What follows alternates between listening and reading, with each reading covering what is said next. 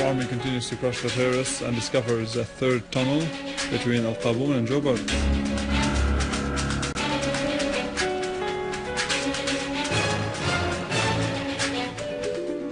The US Congress legitimizes supporting terrorists in Syria, spending $27 million for training them.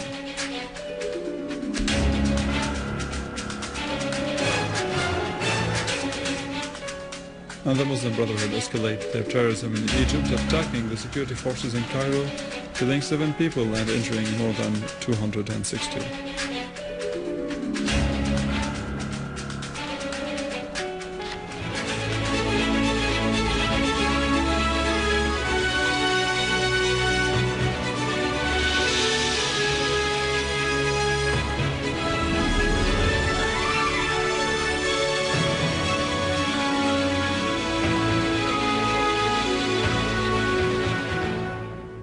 Good afternoon, this is news in English from the Syrian Television in Damascus. In Hama, 2 citizens were killed today as a roadside bomb planted by the terrorists exploded on the road of Tel Dawla al-Rumela in Al-Salamiya area. An official source said that the bomb blew off as a motorcycle carrying a man and a woman passed on the road, immediately killing both of them. Meanwhile, a military unit killed the leader of the so-called the Brigade of the Free People of the Levant in a qualitative operation against a terrorist hideout in Al-Ghab in Hama countryside. This leader, named Muhyiddin Shahir Ayan, was also wanted for committing many crimes of murder, rape, theft and sabotage.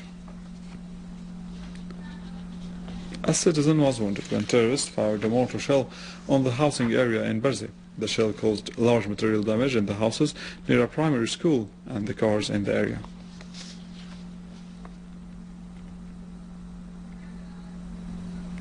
Also in Damascus countryside, Syrian armed forces continue their qualitative operations in Al-Qaboon. They found a third tunnel linking this area to Jobar, passing underneath the highway.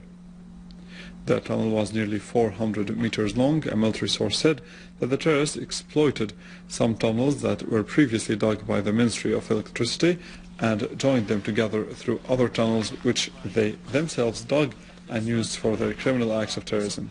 The newly discovered tunnel was lit by electricity. It contained Molotov bombs attached to bottles full of fuel. The terrorists threw them on passing people along the international highway.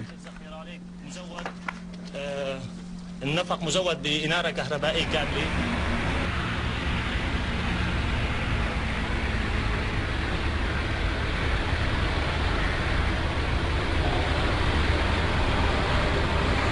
وهون بهالمنطقة بالنفق تم العثور على قنابل المولوتوف المصنعة بعبوات زجاجية مثل ما شايفين، مملوءة بالوقود ومحطوط لها مثل الفتيل، يعني مشان استخدامها بالرمي على عناصر قوات.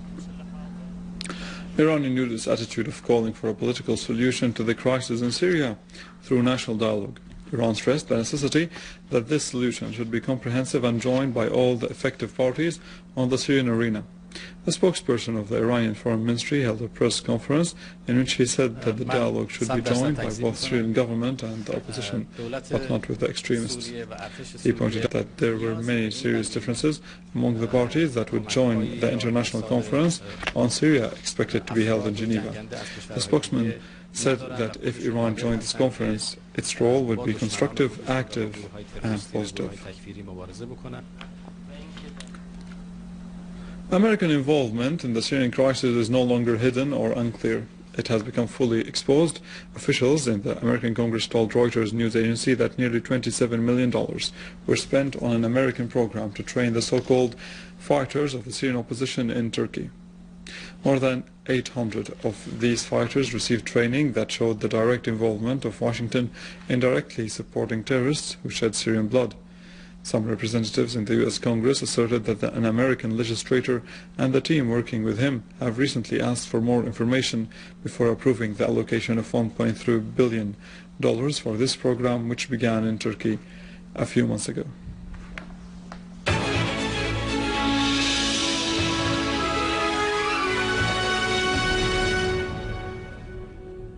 Moving to Egypt, where the chairman of the Central Administration of Critical and Urgent Conditions in the Egyptian Ministry of Health announced the death of 7 people and the wounding of 261 others in clashes in Ramses Square and the October Bridge near the University of Cairo last night between supporters of the dismissed President Mohamed Morsi and the police forces. The demonstrators cut off the bridge. More than 130 wounded people left hospitals, while a nearly similar number remained to receive treatment. The clashes also led to the death of one demonstrator and the wounding of 4 others in the area of Rabi al-Adawiya. There were more than 100 people wounded near the university, where 5 others died.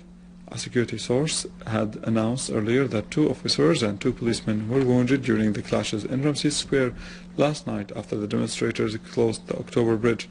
The Muslim Brotherhood began yesterday to carry out their plot of cutting off traffic movement in the main streets, attacking citizens and creating chaos.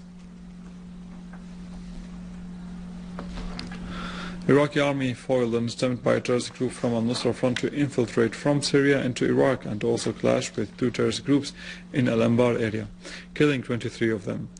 Iraqi security sources said that a force from Al-Anbar Operation Command clashed with 2 armed groups from what is called the Islamic State of Iraq that were trying to make an incursion into the cities of Rawa and Ana, killing 19 terrorists and destroying 4 vehicles, while the rest of the terrorists fled away into the desert. The sources added that the Iraqi border guards clashed with terrorists from al-Nusra front as they were trying to infiltrate from Syria into Iraq through the desert near the border point of Al-Walid, killing 4 terrorists. Iraqi police also arrested a member of Al-Qaeda in Al-Muthanna governorate.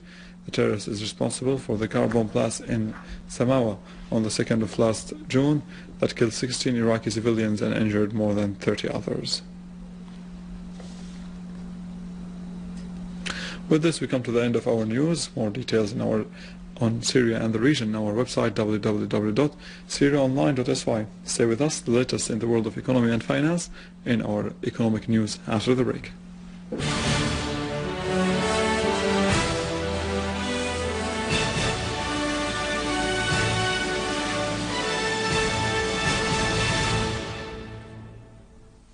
Ladies and gentlemen, good afternoon. The Ministry of Agriculture stressed that the school, which is going to be open soon for sheep breeders in Homs, will be the first of its kind in Syria. The first also among 30 schools which will be open soon in the governorates, indicating that such a step is part of the government's project to support small-scale livestock breeders and enable them to improve their production and reduce the costs, as Syria is considered the 5th internationally in exporting sheep. The dollar exchange rate selling reached 240 Syrian pounds and 237.5 Syrian pounds when buying in the local markets yesterday, as the selling is done using the ID card in order to make sure that no one has bought more than $10,000 during the year. Analysts said that such a procedure taken by the Central Bank of Syria is great, but still needs regulations over the prices of selling the dollar.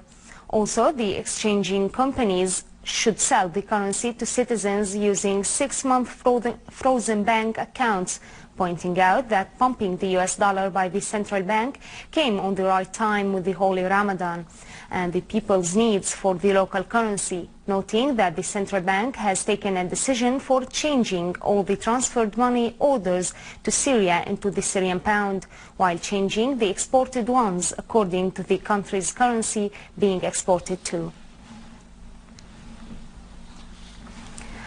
A source in the Syrian telecommunication company asserted that the company plans to amend the telecommunication tariffs. The source said that the company will raise the prices of the local phone calls to 0.75 Syrian pounds, the national phone calls to 2.5 Syrian pounds, in addition to raising the monthly subscription to 100 Syrian pounds. On the other hand, the company will grant the subscribers 100 free calls every month. The American crude oil traded near a 3-day high on speculations that the U.S. crude inventories declined for a 3rd week, signaling increased demand in the world's biggest oil consumer. Futures were little changed after raising 0.4% yesterday. Stockpiles probably dropped by 1.88 million barrels to the lowest level in 5 months.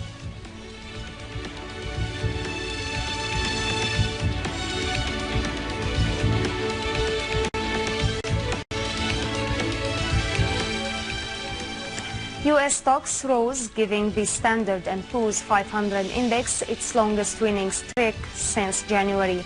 European stocks were little changed after the benchmark index rallied to an almost 6-week high yesterday. Japanese shares, on the other hand, rose, with the Topix index closing at its highest level in nearly 2 months.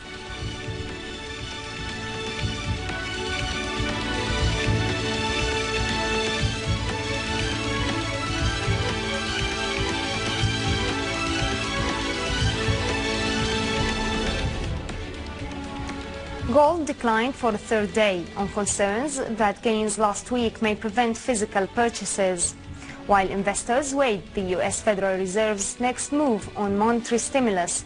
Spot gold lost 0.6% to reach $1,277 an ounce.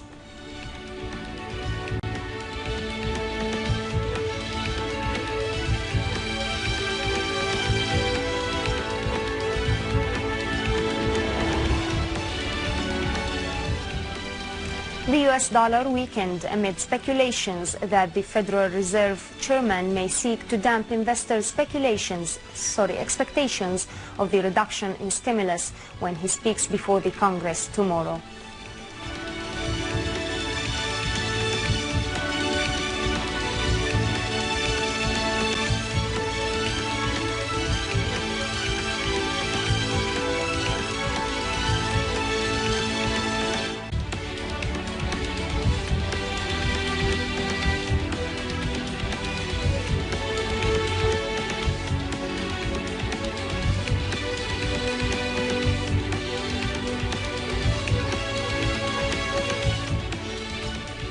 Ladies and gentlemen, this was our economic news for today. Thank you for watching. Goodbye.